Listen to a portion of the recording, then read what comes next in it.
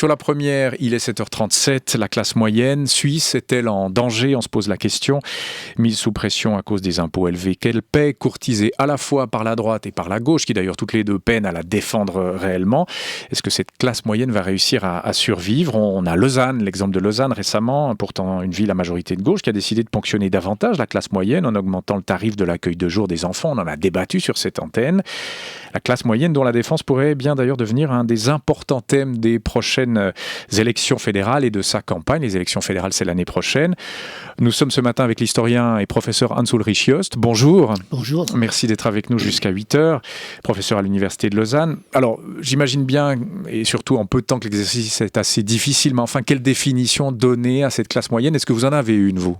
Non, j'en ai pas une. C'est depuis plus que 200 ans, en fait, on essaye de comprendre ce phénomène, car la notion, elle est apparue pour la première fois en 1797 dans une traduction d'un texte d'Aristote où on parle de classe moyenne.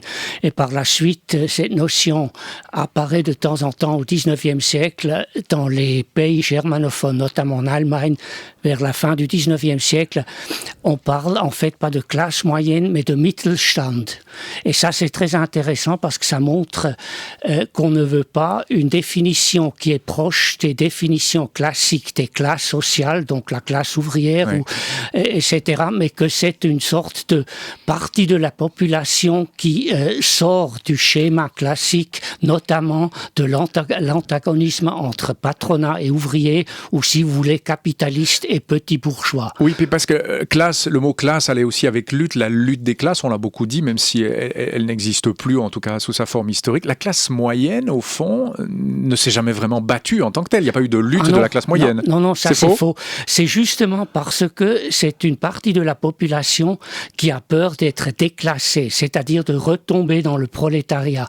Et c'est chaque fois dans des situations de crise où justement cette classe moyenne a l'impression de ne plus pouvoir vivre d'après ses critères, c'est-à-dire créer un petit patrimoine, envoyer les enfants à l'école, pouvoir gérer un foyer décent. C'est dans ces moments-là que la classe moyenne s'organise. Et pour la première fois d'ailleurs, c'est à la fin du 19e siècle que s'est créée une association internationale des classes moyennes. Elle a tenu même en 1823 un congrès international en Suisse, et la Suisse était beaucoup impliquée.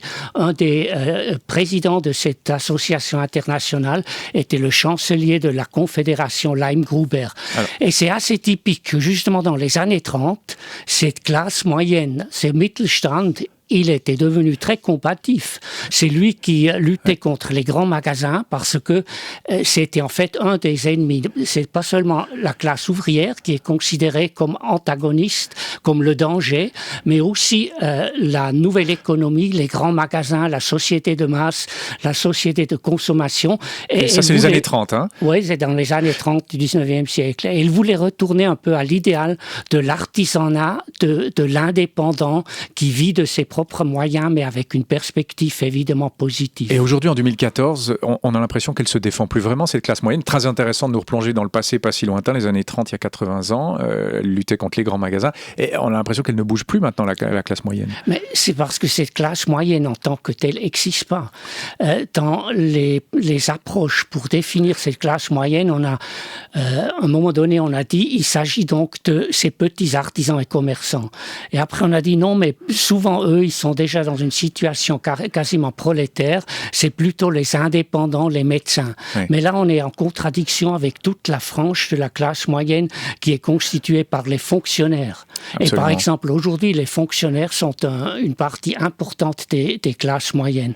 À partir de la Deuxième Guerre mondiale, ce qui est très intéressant, ces classes moyennes, sans se définir eux-mêmes, sont plutôt, en Suisse en tout cas, glissées vers la gauche.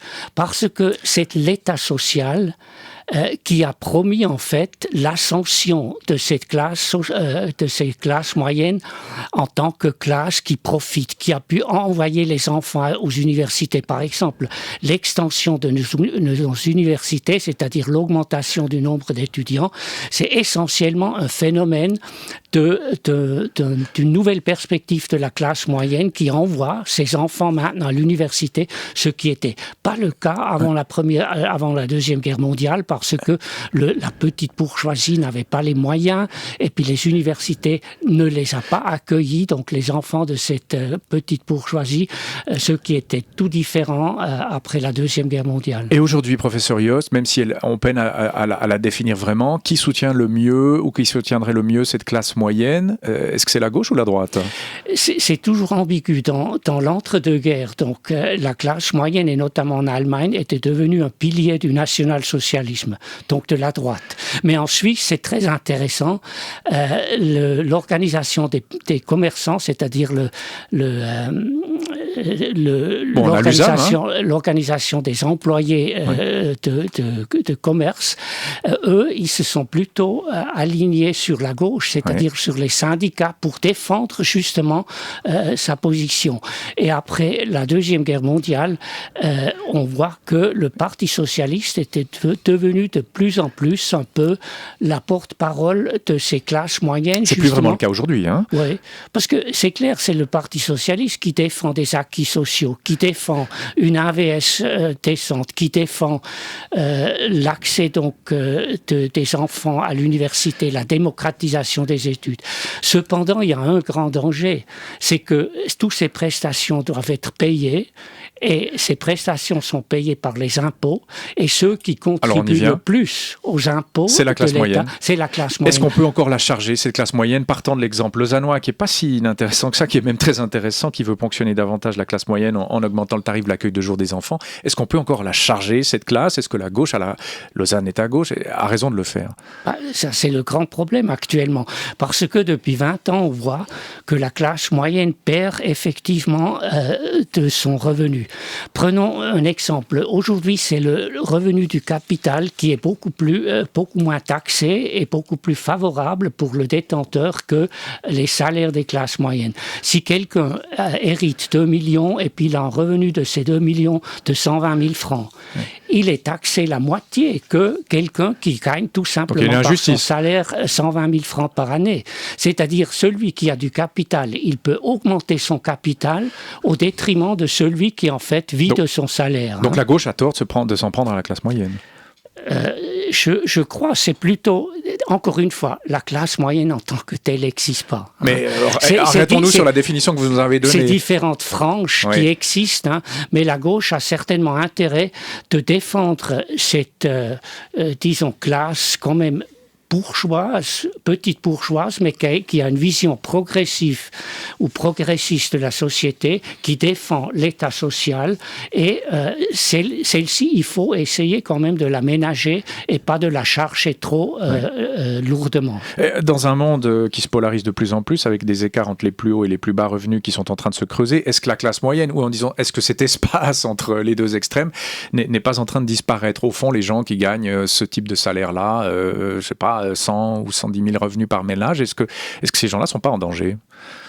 Oui, ils sont en danger par l'évolution de la distribution des richesses dans les pays. C'est évident que ces classes qui vivent des salaires, disons, moyens, pour pas exagérer, qui vivent des salaires moyens, ils perdent par rapport à tous les gains faits par le domaine du capital ou par le domaine donc le secteur de ces grands salaires des managers.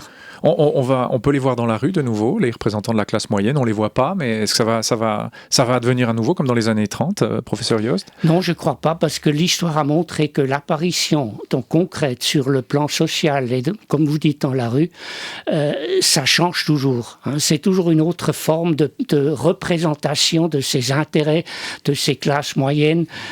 C'est d'ailleurs mieux de dire les classes moyennes, parce qu'il y a les différentes franges. Et puis, je ne sais pas comment ils vont se présenter. Pour le moment, tous les partis qui prônent évidemment la diminution des impôts, ça peut séduire les classes moyennes. Seulement, on aura très vite, on verra très vite en fait les répercussions, c'est-à-dire l'accès à l'université, par exemple, la gratuité des études sera mise en cause, ce qui touche de nouveau les classes moyennes. Donc il y a là une sorte de dilemme impasse, terrible. C'est une impasse, c'est une quadrature du cercle politique.